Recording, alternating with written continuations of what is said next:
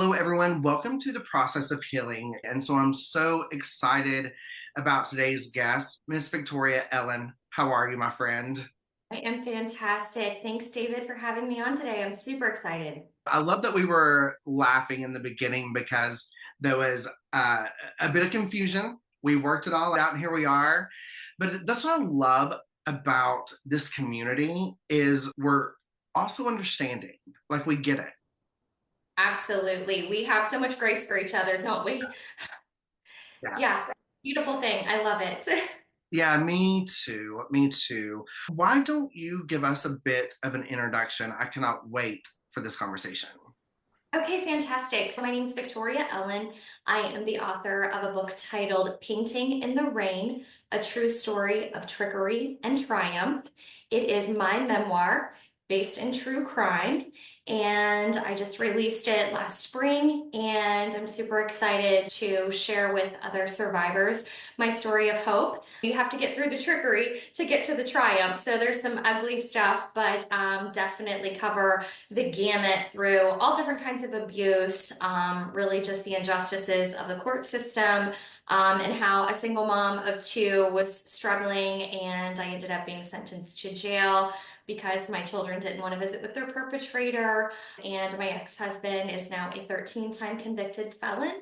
So it's this conglomeration of a lot of things through marriage, divorce, putting my life back together, being in a federal trial, going to the Ohio Supreme Court on a separate case, representing myself as my own attorney. I just finished filming a documentary that will be released on a streaming platform in 2025, so stay tuned. That's amazing. We have started building up our social media platform, and when we go live on TikTok every night, it's a small group right now, but we're growing and we're mighty. And one of the things that we're wanting to do is get involved in Discord, where because we've had several people that we've connected with that have documentaries. And so what we can do is watch the documentary together and discuss along the way. So I'm going to have to add yours to the list. That would be so cool. Yes, please let me know how I can help orchestrate all of that. That would be amazing. I cannot wait to hear about your story. So start wherever you would like and tell us how you got to where you are today. Wow. Okay. So really everything happened over a course of about 20 to 22 years. I was a young lady who ended up falling in love. I was very sheltered growing up, an only child, only grandchild. And just my parents moved me to the country to make sure that I had a really wholesome upbringing, and ended up, I wasn't ever in a serious relationship, but my sophomore year of college, I met my first husband and had no idea that he was a professional con artist. He was super young at the time, so he had not really developed his craft yet, but he was just getting started.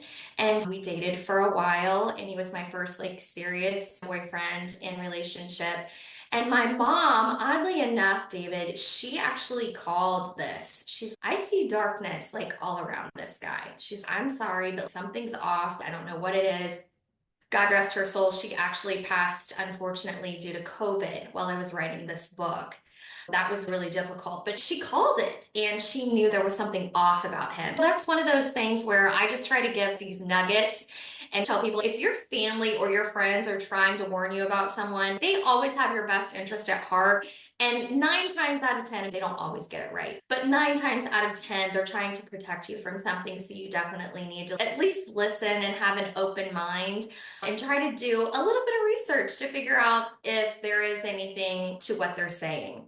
I just jumped in feet first and ended up getting pregnant. Then I felt like I needed to do the right thing. I'm using my air quotes. So I got married at actually my third trimester. I was due in just a few days, and I ended up getting married to him. That was the beginning of a horrific marriage. I like seeing how things have evolved from we here in the South. We are taught to you graduate high school, you get married, you have babies, and work for corporate America and make the white rich man richer, and you just live paycheck to paycheck. My parents had me at 14 years old, and Oh my and God. they were married because of the right thing. They stayed married for 2 years. They had my brother in the meantime. Luckily, they're great. I have four great parents and not just two now. I'm glad that we're getting past that. Oh, I really hope so. Mine, the way I was raised, to your point, like in the Midwest, it was you've got to marry the one. And it's like there's one person for you, which is just a complete and total farce. I mean, you and I both know there's 8 billion people on the planet. There's more than one person that you could be compatible with. But in my mind, it was like, this is the one. He told me I was supposed to be his wife. God told me, and he was very religious. And that just played a portion of our marriage because he was really involved in the church and he was like this godly man. And I had to be an obedient, subservient, submissive wife if I was going to also be a godly woman and just take the abuse. The physical, the mental, the sexual abuse, just take it because you're the wife. And if you question it, then you're rebellious, and then that's getting you on another trail. So it was horrible, David. But then he ended up abusing our son. And I'm just like, I can't do this anymore. And I found out I was pregnant with our daughter. And so I was just like, this is spinning wildly out of control. I just didn't know how to escape. We were literally drowning in debt. He had racked up all of my credit cards. He was lying about paying bills. He wasn't. So our lights were shut off, our electric was shut off, water shut off. Everything was getting shut off. It was a horrible existence trying to pretend like your life is fine and everything's okay. And you're not allowed to work. You're not allowed to leave the house. You're not allowed to open the windows. You're not allowed to go anywhere without permission. You're not allowed to talk to anybody that I say you can't talk to. Your phone calls are monitored. How long you're on the phone, it's monitored. You're not allowed to have your family anymore. So just control, manipulation, all of it. On the So, way of God. oh yeah. Oh yeah. Of course. Yeah. Wow. So you said that he had started abusing your son, and that's when you started to, I guess that woke you in some kind of way. It was different when it was your son getting the abuse. Yes, and I know that's so messed up, David, but it was almost like I could handle it. I can take the abuse. He would use the Bible as his baseline. Spare the rod, spoil the child. He needs a whipping, and he's one. Right. He shouldn't have bruises on him. He's a 1 year old or a 2 year old. When that started spiraling out of control, that was one thing. But then when I was pregnant with my daughter, my son started displaying signs of sexual abuse. And that was the straw that broke the camel's back. I wasn't really sure where that was taking place, but I knew it was with his family, and I didn't know who the abuser was. I was plotting my escape. Yeah. Wow. The signs of sexual abuse in a child. I really did not know about that until the past 10 years. I've been studying up on sexual abuse after my own thing. And there are things that I didn't know, which I'm not a parent, but there's even things that I've discussed that parents don't know. I don't want to, the floor is always open, but speak as much as you want on this or as little. But would you mind to tell us, like, I know like bedwetting is a sign. Things, would you mind to tell us what some of the things that you noticed that was starting to flag you that something's not right? I do disclose some of this in the book, and we decided that we would withhold a lot of the detailed police reports and the investigation just because my son, he's now 24, almost 25 next month, for his dignity and Sure. just trying to keep some of that intact. I can personally tell you that everything I've learned through my healing journey, through therapy and counseling, bedwetting is definitely a sign. Obviously, children that are either masturbating or finding different types of boys or girls, depending on who it is, just objects to utilize in a sexual type manner. Also, this very promiscuous type of behavior that it's not typical to see of a 2 year old, a 3 year old, a 4 year old. You don't see someone sexualized like that or trying to display that behavior other children or toward other people. Red flags going up all over the place, and you're like, where would a child learn this type of behavior? And then when you start asking questions, You hear all the worst things you could ever imagine. It's like your worst nightmare coming to life. And you're not wanting to believe it, but you're knowing that there's a 3-year-old standing in front of you telling you things that there's no way, oh, unless he'd experienced it. So scary, scary place to be. Yeah. And I'm not speaking about your son, but generally speaking, with what I've read, research I've done, I'm sure you have too. In so many cases, this is someone's introduction to sex and it's unhealthy. So So the introduction to sex is not what the true definition is. Even for myself, my sexual assault happened when I was 34 years old. Within hours, my definition of sex changed. And it's 10 years later, but it affected relationships that I've had, any sexual lifestyle that I had after that. I'm sure. And it does because it lingers. And that's one of those things that we can be on a healing journey, but we are forever changed by the circumstances that we've encountered, especially as a child during those cornerstone years. Much later, I ended up finding out that my son had 6 sexual perpetrators by the time he was 6 years old. And he had so many delays as an infant. I couldn't figure out what was wrong. We didn't know what it was. So at first it was like, maybe he's autistic, maybe he has Asperger's, maybe he has this, maybe he has this. And it was all, we've determined it was all due to sexual abuse starting at birth. From the time he was born until he was nearly 6 years old, he attempted suicide as a 5-year old.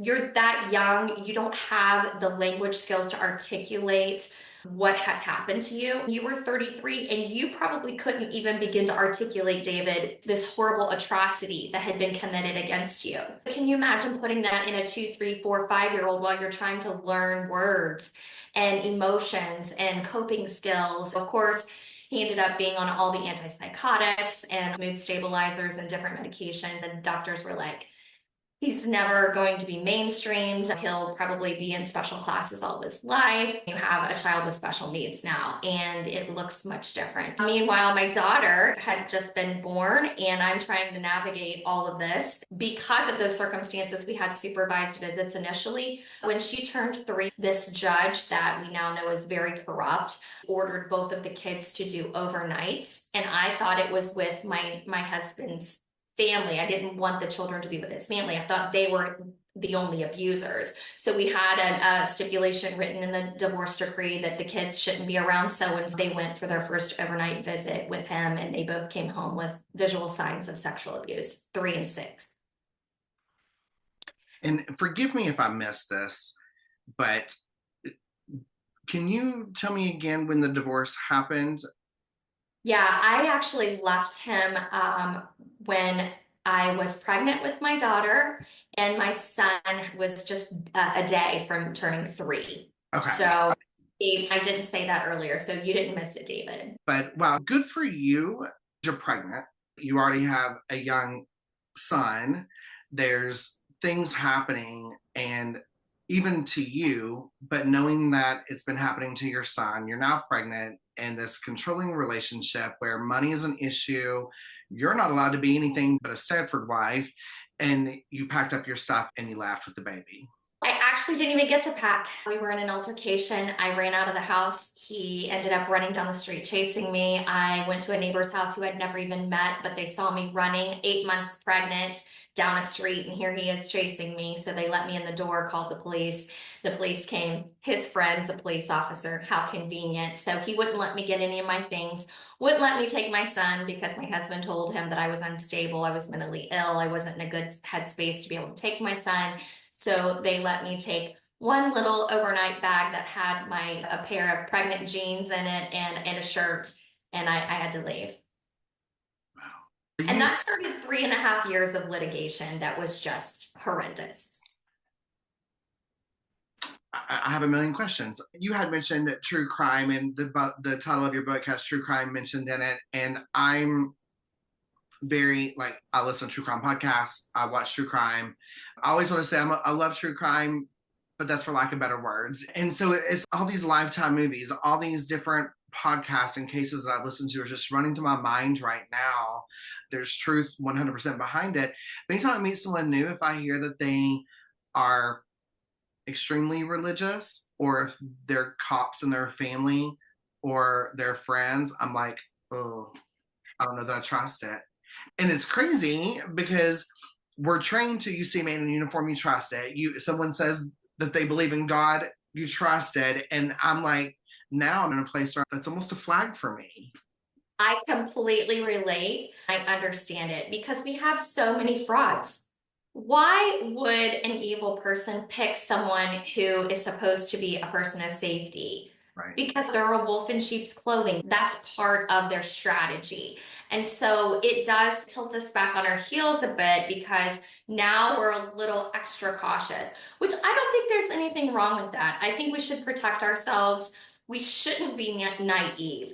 We shouldn't allow people that we haven't vetted to have access to us and be close to us. I think these are things we should already be implementing into our life with boundaries and asking quality questions. So I don't think there's anything wrong with that. I think it's sad, but funny, not funny. Fast forward, he ended up becoming a pastor and starting a cult. He ended up being a prophet. He was also a prince of Ghana, Africa. So he's now royalty. He claimed to be the CEO of a large organization where he was financing biofuel refineries in Asia and Africa and traveling the world with his investment portfolio, helping people invest. And really, he was just a professional con artist. Well, pick up where you like. We've obviously got a lot to discuss. And I know that we're only going to be getting little breadcrumbs that leads us to the book and to the documentary, but you're winning me over. I'm about to make some purchases. Okay, sounds good. I think that the highlights and scores will help us lay it out. So if you have any follow-up questions, David, we could help our listeners understand what happened. I left him. It took 3.5 years of litigation. Bottom line was the judge was corrupt. She was on the take. She believed she was literally eating out of his hand. It was so disgusting to watch it in play. But when the children ended up doing that last visit I described earlier, there was an investigation with Children's Services, and they did disclose their perpetrator, and they named their father as their perpetrator. And so Children's Services said that all of the abuse was substantiated and recommended no further unsupervised visits with their father. He actually, at that time, went dark. And I think he knew that the writing was on the wall and that now that the kids were starting to articulate what was really going on, he went dark for nearly a decade. Then he came back from the proverbial dead in 2015. We had established our life. I had finished my degree. I had gone back to college, worked really hard as a single mom while going to school. I was working in corporate America. I'm now remarried. It's 2015, and I knew he was coming back. I was having dreams about him. I had the same dream 3 times that he was coming back. I told my now husband, he's coming back and it's going to be horrible. And he's stop eating pizza before you go to bed. But I was right. He did. He came back.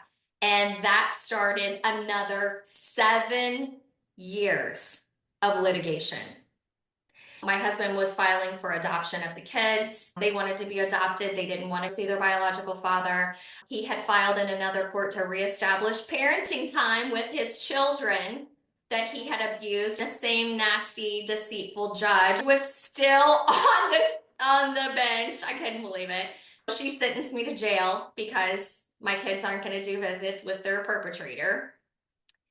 I was like, I'm in the twilight zone. Nobody's listening. Nobody cares. My husband won the right to adopt. My ex-husband appealed it. It goes to the 12th District Court of Appeals in the state of Ohio.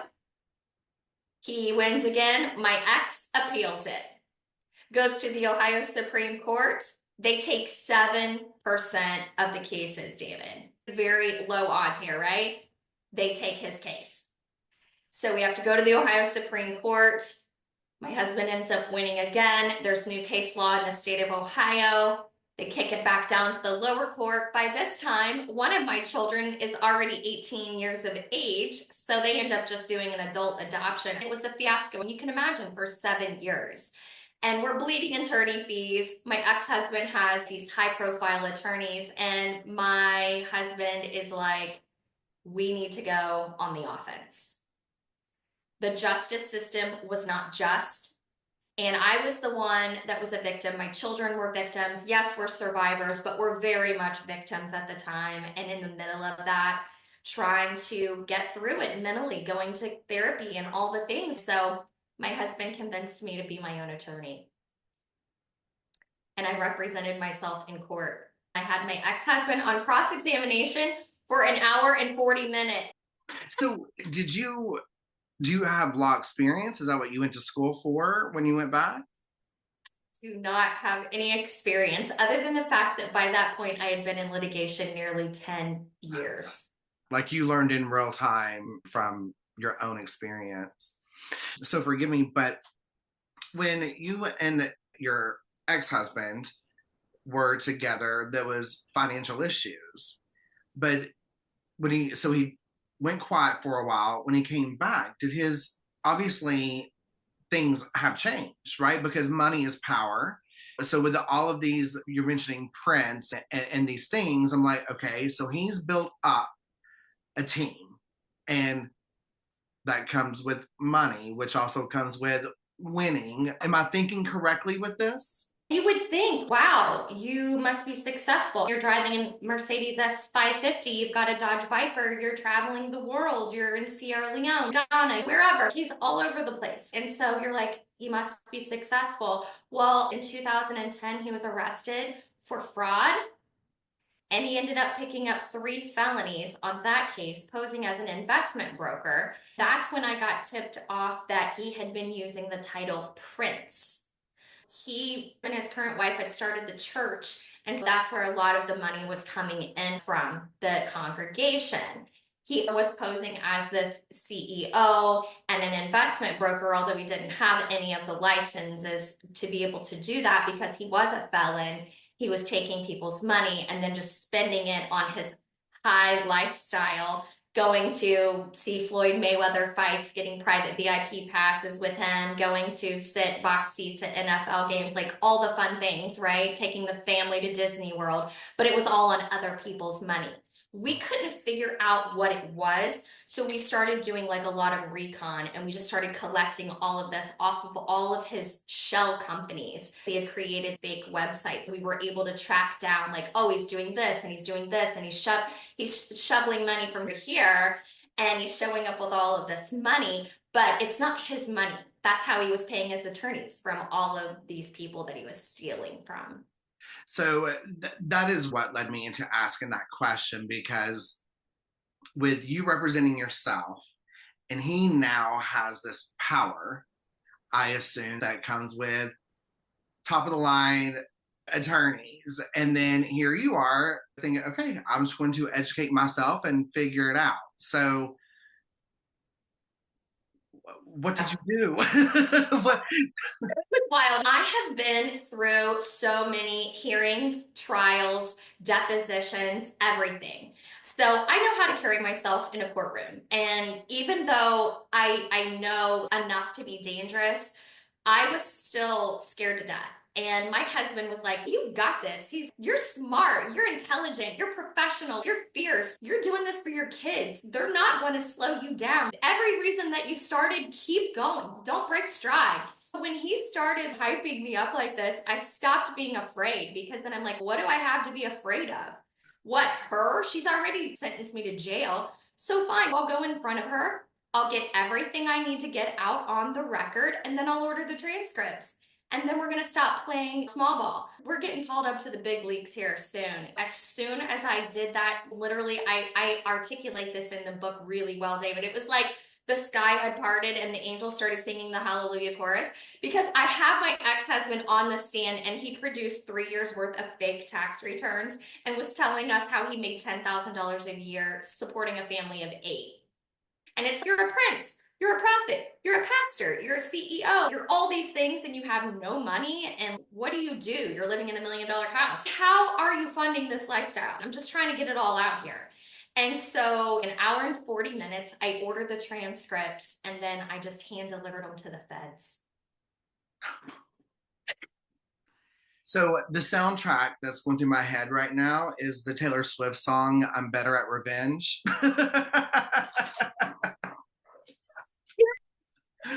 I love that. So I'm blown away with the fact that you were sentenced to jail. How much jail time did you have to do? So I can tell you, or we can leave it out there for the listeners. We can leave it. I love a good teaser. I like to leave those little bits out just because these are crazy things when you're like, oh my God, this woman doesn't look like a jailbird, but I wonder how she fared. I'm like, where would she be at in the role of Orange is the New Black? Which one is she? And so and this might be something for the book too, with the kids being unsupervised, and then that was taken away because the kids were able to say, "Daddy was doing this." Was there any repercussions on his end? None. He was never held accountable for anything. He was ordered to seek employment through Job and Family Services. He never did it. He was ordered to do therapy with a court ordered therapist. He didn't do it. There were all of these stipulations that the court outlined, that he never did any of them, and he was never held accountable for anything. He was $60,000 in arrearage in his child support, never went to jail for that, got sentenced, and then it was expunged. Even on those first three felonies, David, he was supposed to do 6.5 years in the federal penitentiary. He did 0 time because the judge said, if he's incarcerated, there's no way he can pay his victims back, so we'll leave him out so he can pay back restitution to his victims. He didn't do that either. But you try to protect your children who are being assaulted and you go to jail? That's correct. So it's wild when you're dealing with a professional. He's a sociopath, first and foremost. He also has narcissistic personality disorder. So if you don't know what NPD is, I highly recommend that you look it up because he checks every single box. And then we're dealing with coercive control in the court system, which we really do need some type of court reform to change the laws, because I was a victim of this horrible system. My children were victims of this system. Nothing was done the way that it should have been done. I've had prosecuting attorneys read my book. They went through all of my documentation, and I have hundreds and thousands of pages of files, and they've looked through everything and they're like, this is a laydown. If I was prosecuting this case, I would call this a laydown because we have everything here that we need to prosecute. They didn't do it because they said at the time that they didn't have enough evidence to bring it in front of a grand jury, but they did. Honestly, I was in the twilight zone. This is a person who, to your point earlier, when you have money, you have power. It's not what you know, it's who you know. So he had the right attorneys. He knew the judge. He knew the police. He knew all of these officials, and he just kept paying everybody off. And so what are they going to do? I'm just some dumb girl from the middle of nowhere, Ohio. And literally, they just raked me over the coals. Yeah, I'm sure you're a scorned woman that just had all this jealousy and Vindictive, deceived wife, just trying. Oh, and the plot thickens because my ex-husband is African American. So it was like, oh, she just doesn't want a black father to be with his children. She's trying to keep a good black father from his kids. And I don't even know how this weighs in on anything, but immediately it was about race. And so the judge is black, he's black. You got all of these attorneys standing up there that are black, and I'm the white person in the room. So it's okay. So is it about race? Is it about you being black, or is it more about me being white? It's really just complicated everything even more because that's something nobody wants to talk about either. I just can't wrap my mind around that thinking, where there's probably not two children involved from the same father who the mother is also married to. It could maybe be, I had a one night stand with a person of a different race. I happened to get pregnant. My family's going to go crazy. But you had a life and a family. You know what I mean? This was not a secret or something you were ashamed of, that there was difference in race. Absolutely not. And so to try to make it look like that was just another thing to try to throw people off and to just try to be like, she's crazy. She's lost her mind. Who would accuse me of doing such heinous crimes? Like, I would never. And I love my children. I would never do this to my children. No, you very well did. And they remember it and they know what you did. And we have proof that you did it. So The lasting effects of that abuse, my kids have overcome so much, David. And I really feel like that was the main reason why I wanted to write this book, because as we've talked about, there's so much pain. It was just pain, pain stacked on top of pain. It was just so much. And I just did to my life's work to make sure I could raise two healthy, happy children, productive members of society. I wanted them to be able to live a very full, productive life. I wanted them to not be known by everything that they had suffered. That ends up being the case in a lot of situations. It's just they're known by whatever title of the diagnosis is at the time. And I took all of that professional advice and the professional diagnoses from all of the children's hospital visits we went to. They said my son would never be mainstreamed, and I used it as fuel for my fire. And I'm like, thank you. Yeah. Let me just watch what's about to happen. Just Yeah. get your popcorn. We're about to blow this up. It's going to be so amazing. We're not going to eke by the hair of our chinny chin. We're going to do this thing, and it's going to be so amazing. You're not even going to believe it. Fast forward, my son ended up being mainstreamed eventually. He got multiple track scholarship offers as a high school junior and senior. He did end up going to college on a track scholarship. Not only did he make it to college, he actually graduated with his bachelor's degree last year. He purchased his first home this year. He's got a wonderful job. He's doing extremely well. And that little girl I was pregnant with when I escaped such a horrible marriage, she is now one of 135 females chosen for the class of 2026. She is a cadet at the United States Coast Guard Academy. She'll be an officer in the U.S. Coast Guard. She is absolutely brilliant. She's the vice president of Cadets Against Sexual Assault. She's told her story at the Coast Guard Academy in front of 1,400 people, the entire Corps of Cadets, and all the top brass, David. Standing ovation, unbelievable, because of this pain. None of our pain is going to be wasted. They are literally going to squeeze it to the last drop. If I can take the ugliest thing that happened to me and turn it into something life changing for someone else and turn it into something beautiful, then it's not in vain. And I love to see that. I'm probably going to get a little emotional saying this, but I've had so many people on our age, and they are the victims of child abuse. And all they have asked for and all they wanted was a parent like you.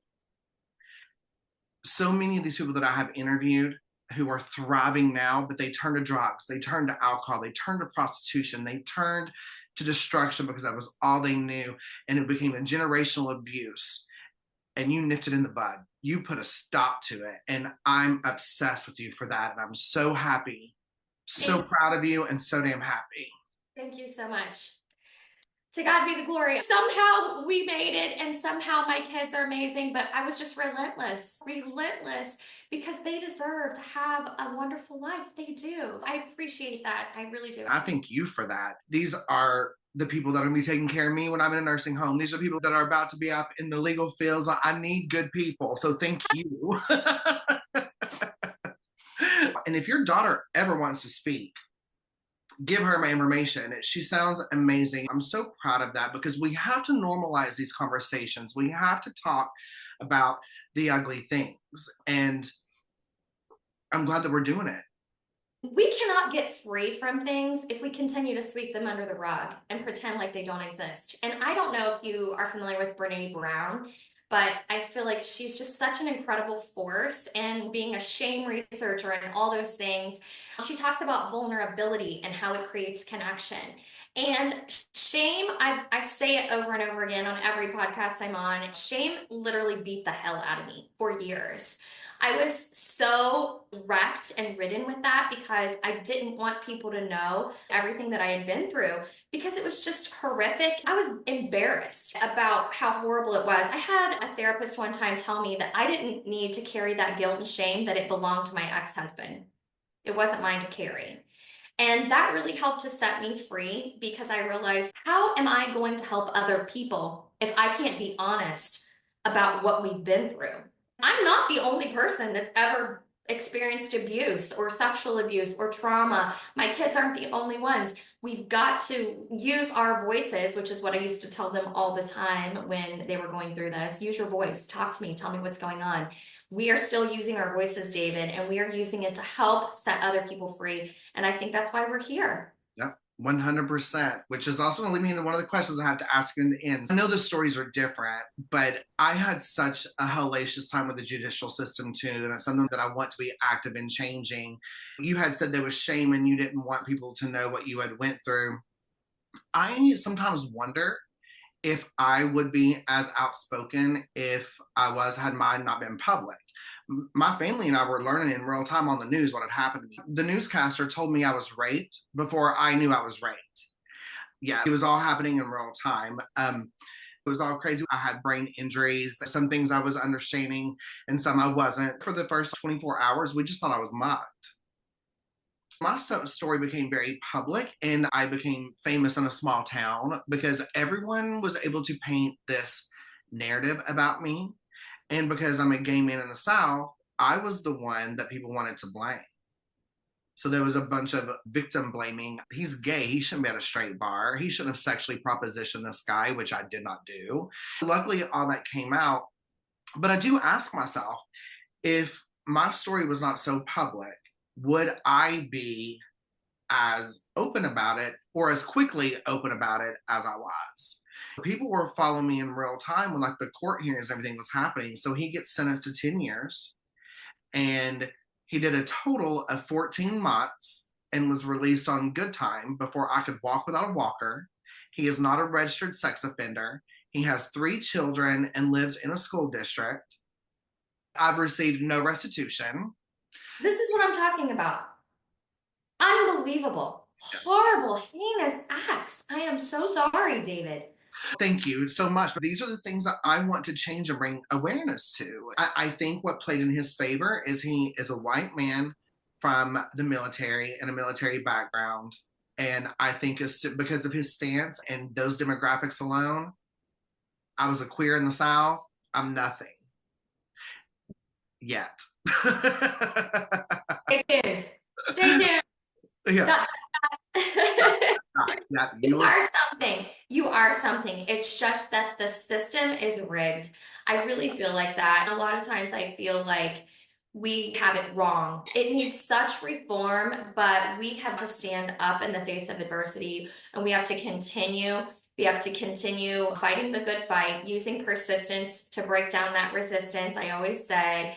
And I believe that we will get there. That's why it's really my life's work. It sounds like it's yours as well because you've chosen to do something good and you're helping so many people. In spite of all of that adversity, you're still doing what's good to help others. Kudos to you. It's all going to work out in the wash one of these days. Absolutely. Get what he rightly deserves. Trust. Absolutely. Absolutely. I'm very lucky. I have such an amazing, accepting family. Me being gay, me being different was not a thing. I know so many gay people that would have laid there and died because they don't have the family and friends that I have that were like, not today, boy. That's why I have to use my story. That's why you have to use your story. I'm sure so many women would have said, I don't know what else to do. And they probably would not even be here to think of or hear you speak. So I'm glad that we're doing it. Did, did you mind if I ask you, did I interrupt you? Were you about to say something? Okay, okay. I was afraid I interrupted. Do you mind if I ask you? I love the title of your book. Would you tell us how you thought of that and what the meaning of it means to you? So this is a fantastic question, and everybody loves it and then they hate it all at the same time. I do tell you in the book what the title means. I don't disclose what it is just because it really will bring new meaning once you actually get through the book. And even people that don't read, friends of my husband's that haven't read a book since high school and they're in their 50s, they're like, I don't even read, but I picked up your book and I literally power read through the whole thing over a Saturday, Sunday. and they're like, I couldn't put it down. It was so good. So it is an easy read, even though it's pretty long. My husband actually came up with the title. When he said it, we were still very much deep in the throes of the court cases. When he said it, I was like, that's going to be the title of my book. Painting in the Rain is going to be the title. And it was like, I didn't even know I was writing a book, but people had told me for years, your story is so crazy. You should write a book. You should make a movie. This is wild.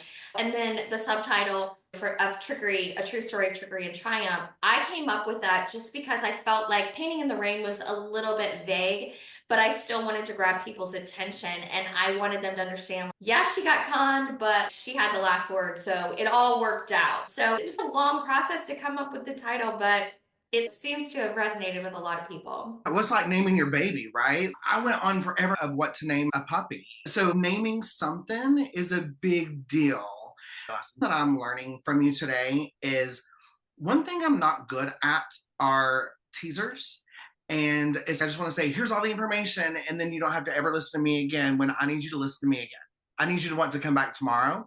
And so I love that I had some questions. You were like, get the book. I'm learning from that. Thank you. And great work. I do want people to read the book, but also if I tell you every single thing, there is a reason to get out there. Just what we do, it's so important, this ongoing journey of learning more about ourselves and how we can help others and just continuing to create community. Yeah, absolutely. And one thing I like to remind people, especially when we have authors on, is we get an hour together and trying to fit a lifetime of a story into 1 hour, you're going to get more from the book. So if we leave you thinking that, oh, I've got it all in that 1 hour, you're missing all the big things that are very important and more things that you're going to get from it. I agree with that. And the book really, it's one of those things that I wanted it almost to be a blueprint, David, so that other people who are suffering with domestic violence, if they don't know what to do, if they feel helpless, if they feel hopeless, if they're just completely discouraged, that maybe if they read my book, that it will give them hope and be like, oh my God, if she can do it, I can do it. Yeah. And really just encourage them.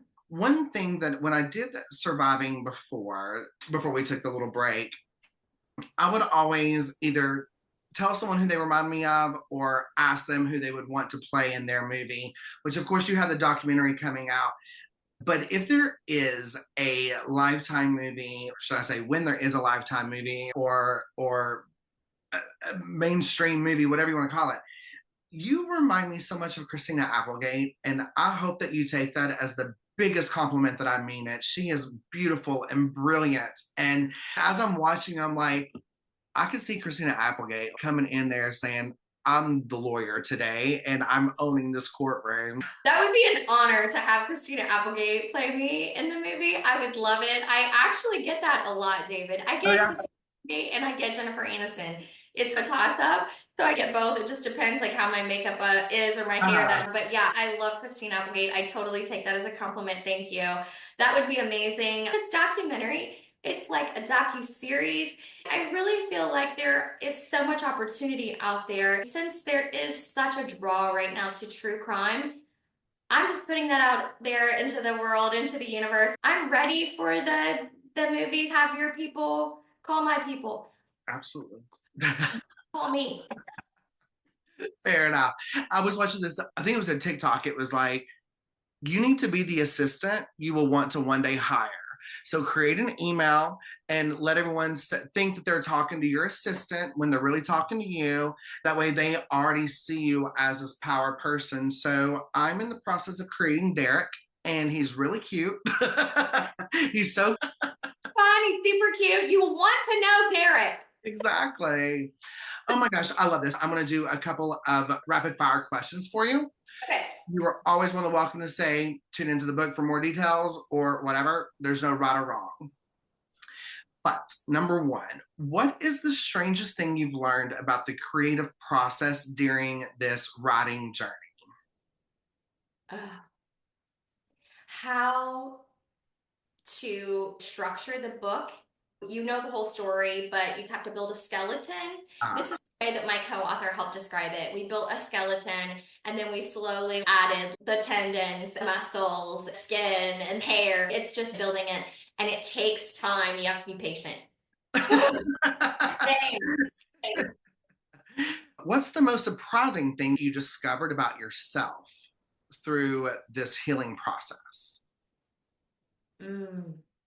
How I'm a completely different human being today than I was 20 years ago.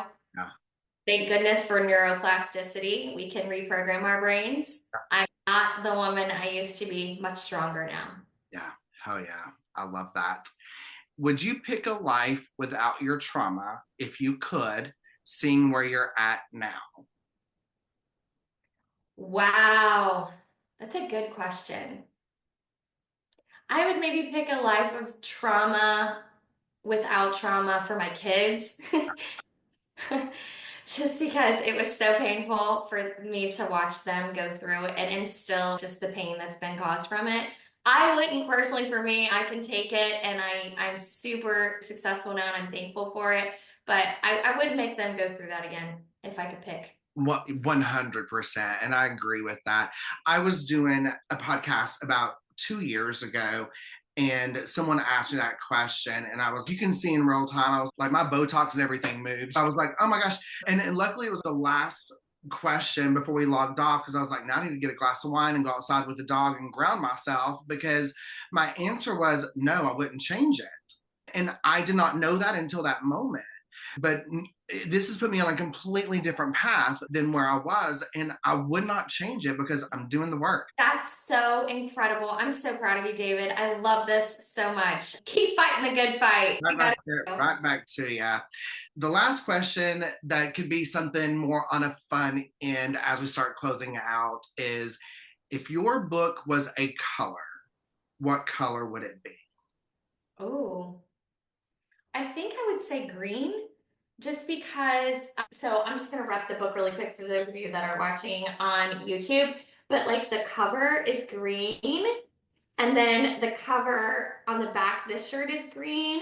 And everything that I did was just green. Like I was feeling green when I was writing this book. And to me, the color green means move forward, keep going forward. I don't care if it's one step a day, just keep moving forward. And secondly, green symbolizes new life. When you think about springtime, all of that green just budding forth in the spring, there's something beautiful about to break forth. So, green. Please stay in touch and let us know when the documentary comes out. When the movie happens, all I ask is that when they have little flashes of you doing podcasts, that Zac Efron plays me. But no, I love this story, and I'm buying your book and I'm reading it. And it luckily it's the time of year where I just want to have the fire going, sit by the tree, and read a book. So it's in my Amazon list. Will you do me a favor as we're ending and tell everybody where we can like you, find you, follow you, listen to you, all those things? Yes, absolutely. So you can find me at my website, victoriaellen.co. It's two first names, Ellen, E-L-E-N, victoriaellen.co. You can also buy the book Painting in the Rain on Amazon or on my website. And you can also find me on all social media platforms, victoriaellen.co. I'm on Instagram, Facebook, TikTok, LinkedIn. So I'm really looking forward to connecting with you. Please send me a DM and let me know that you saw me on David's show today. Remember, healing is a journey, not a destination. You are not alone in this. It's okay to take your time, explore different perspectives, and find what resonates with you. Healing takes courage, and we believe in you. Together, we can enjoy the ride.